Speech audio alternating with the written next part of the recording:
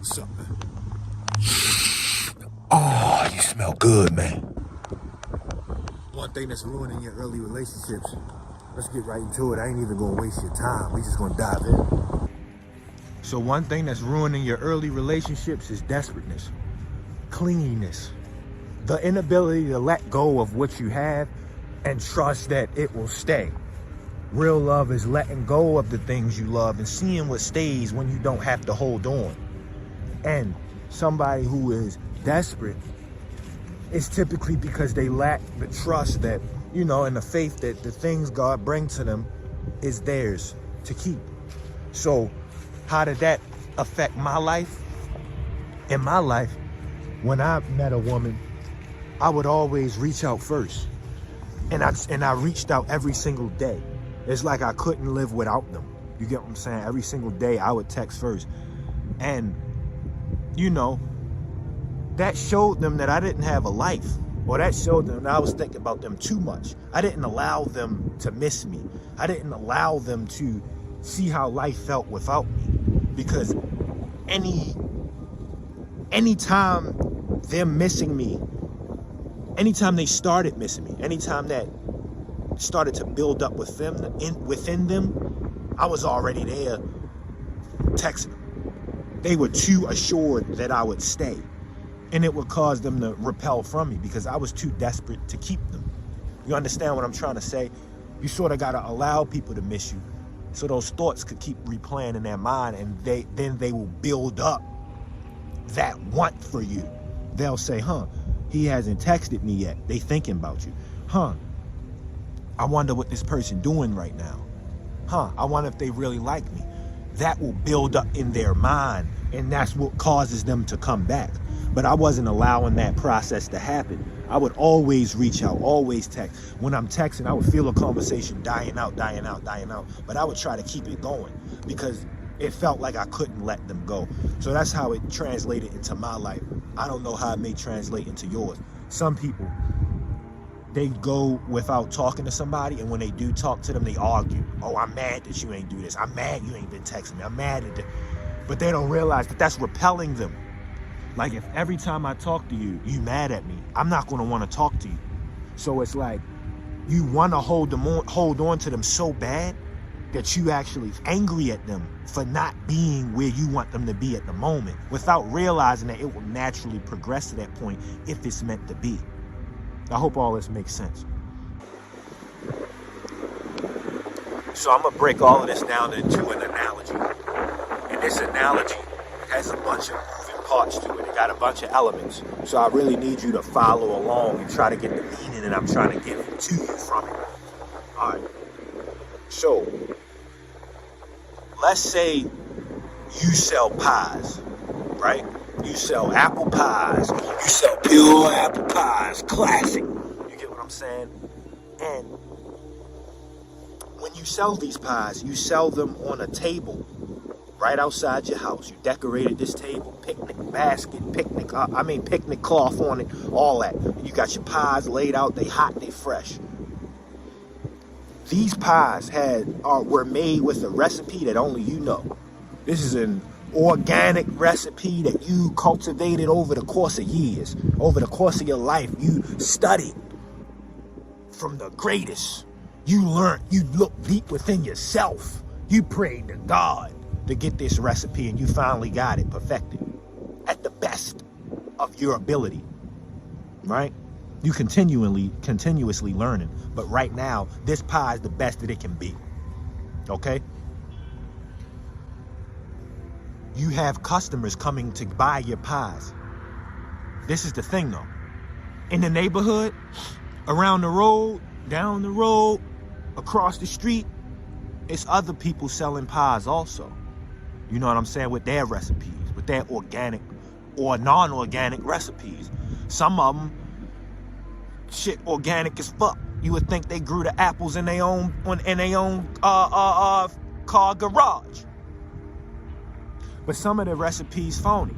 If it take 12 apples to make a pie, they trying to make a pie out of 6. And for the other 6, they putting applesauce in the pie and putting all this canned apples and preservatives and chemicals in the pie. You know what I'm saying? Like some people got all these fake little pies. You eat it, you get sick.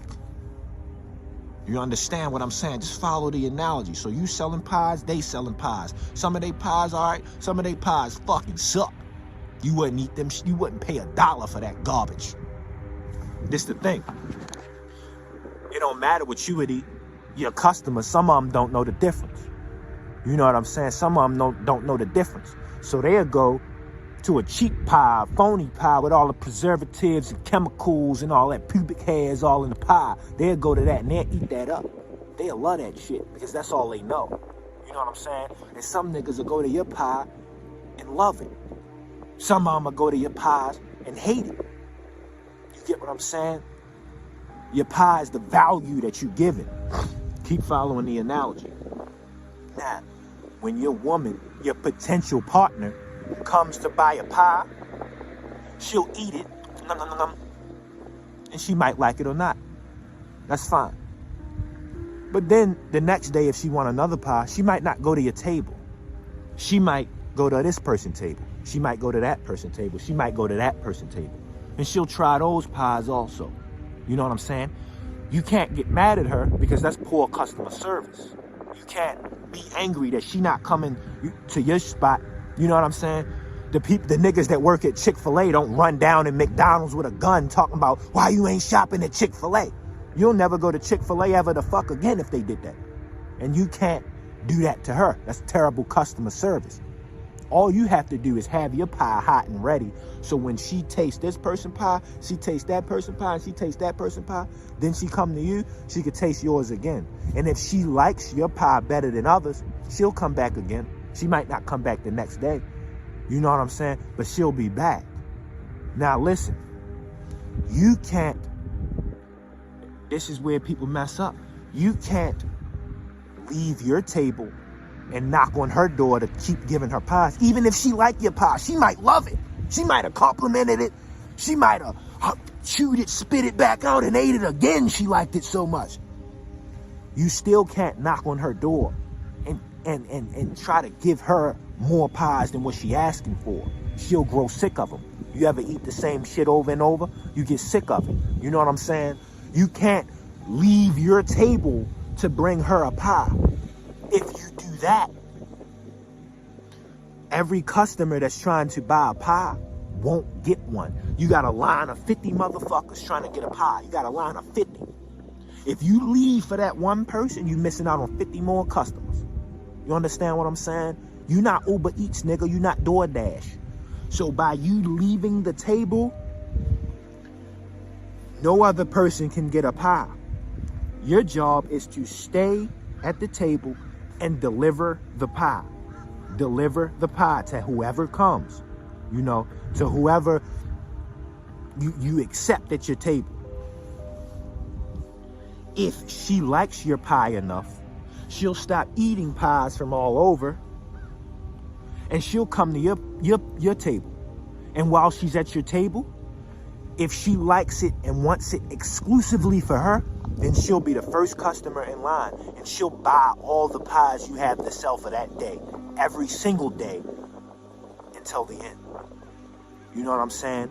So that no other person can get a pie, she'll be there first and sell out. She'll buy all of them. And that's your job, to just have the pies ready. You can't chase after her.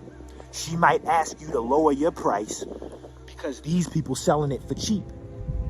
And you say, fuck no, because you know your value and you know the amount of time you put into your recipe. A lot of niggas will lower their worth. A lot of niggas will lower their price.